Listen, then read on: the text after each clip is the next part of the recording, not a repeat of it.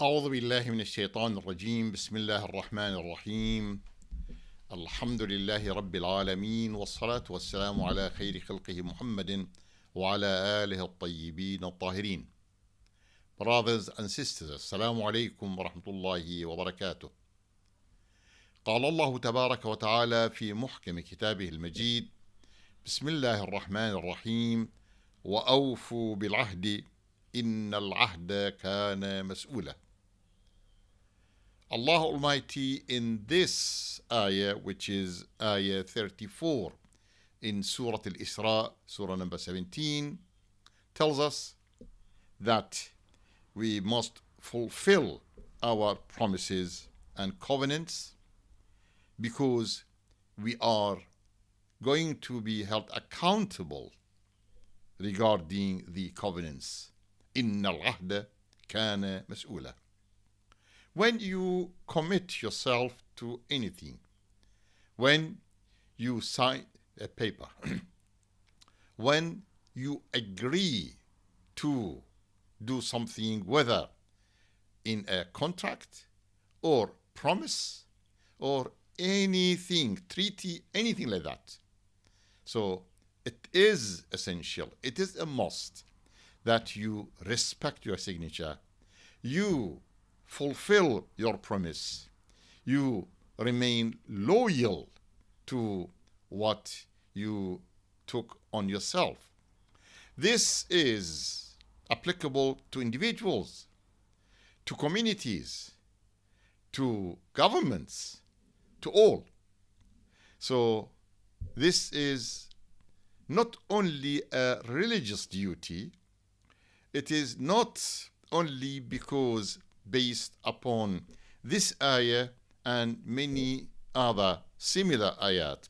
For example, when we read in Surah Al-Mu'minun, Surah number 23, ayah 8, Allah subhanahu wa ta'ala describes the believers, those who have faith, by many characteristics.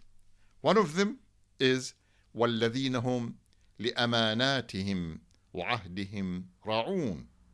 Those who keep their whatever is left with them in trust, they fulfill their promises and respect their covenants.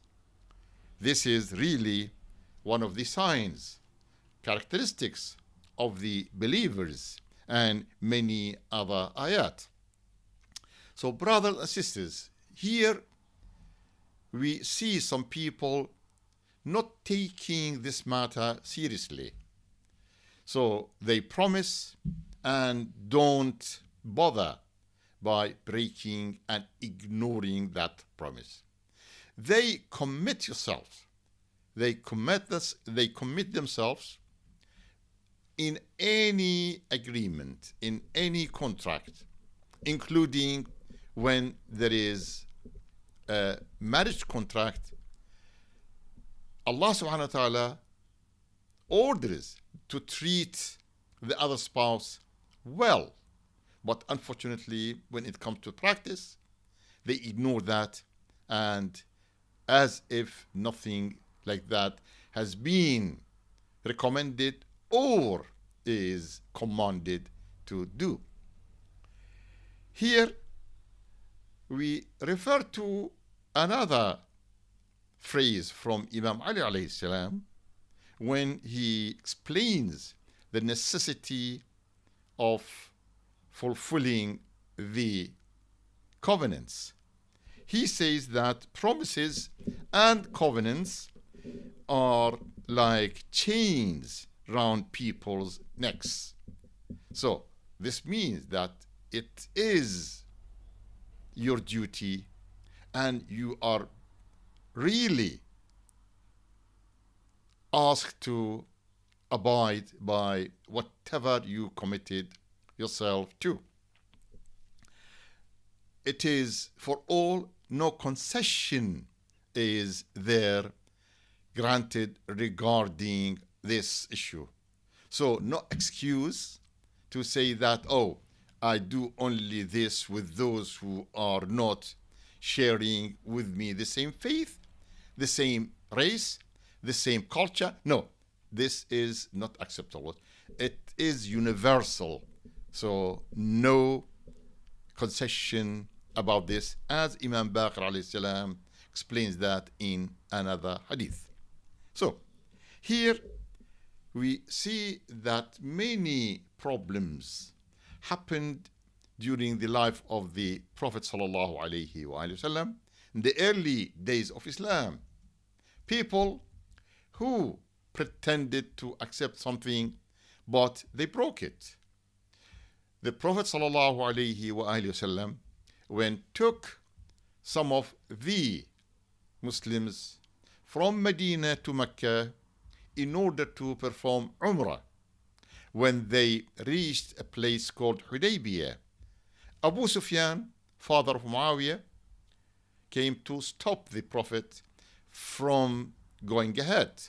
And a treaty was signed there that the Prophet ﷺ and the Muslims returned back to Medina, and the next year they come, and Abu Sufyan and all the people who associated with him in attacking Islam, in rejecting Islam, in trying to uproot Islam, they leave Masjid al-Haram to allow Muslims to freely practice whatever Umrah they have.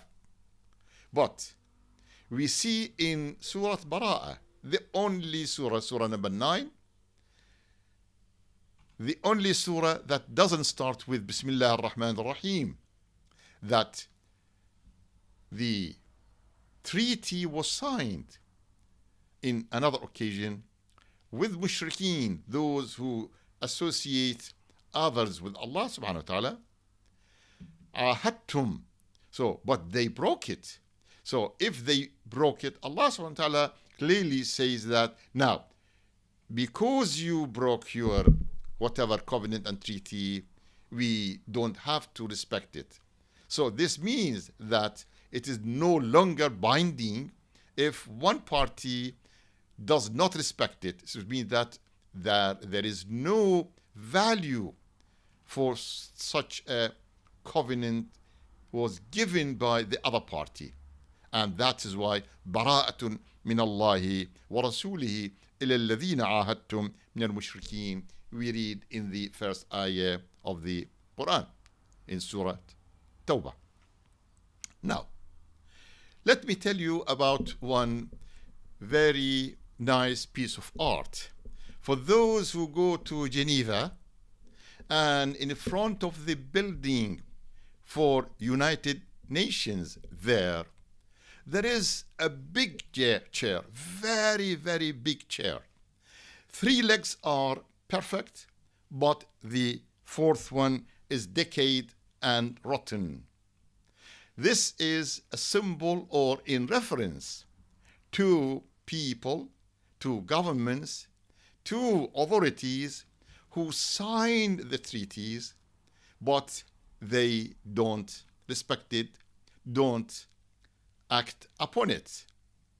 For example, the Universal Declaration of Human Rights, there are many principles there: not to commit genocide, not to attack hospitals when there is dispute or war, not to cause any damage to the civilians who are not part of the whatever fight there. So they sign it. All those countries who signed such treaty or took upon themselves to sign and agree with this universal, so-called Universal Declaration of Human Rights, but they break it. So this chair refers to one of the important essential parts of a chair. So when one leg is not there, it is broken or it is decayed, you can't settle there. And in this way, we see what happened a few days ago in the hospital of Ma'madani in Gaza, where the civilians, when the people, the innocent people, are receiving their treatment there, they were attacked, they were brutally attacked, and in a way that it is inhumane. It is as if these are not humans, and that declaration of human rights does not apply to them. So breaking the promises, ignoring the commitments and covenants, turns the whole society, the whole universe, the whole world in some sort of anarchy, and that has its very evil consequences. Brothers and sisters, this is really something is going on and might be more complicated in the next few days or weeks. So we have to be all clear about this. The plan for killing and demolishing and doing everything to people to make them away from their lands and attack them, this leads to consequences which really are causing damage to the whole humanity and to the future of humans here. So, if we respect our promises, stick to our covenants, and fulfill our duties whenever it is required.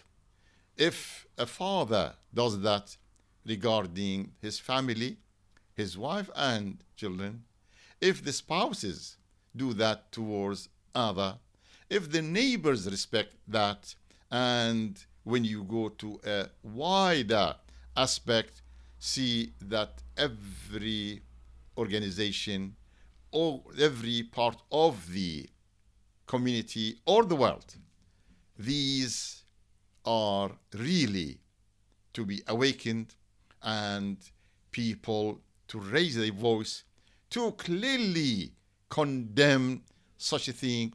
But unfortunately, we see that it is not given the right attention at all. Yes, they try, the politicians, they try to justify any wrongdoing by whatever propaganda they make. And that is really causing the people who are attacked, those who are humiliated, those who are mistreated, to take revenge, to do something. Any action, of course, entails another action. So this means that in order to avoid all the disadvantages of dispute and the war, we have to respect our commitments, our covenants, and respect our signatures for those treaties that we have signed. And this is what we need. We need to the media and all the politicians to correct their whatever actions, to be more logical and act in a reasonable way. Otherwise, as I said, we don't know what will be the future of the world. Wassalamu alaikum wa rahmatullahi wa barakatuh.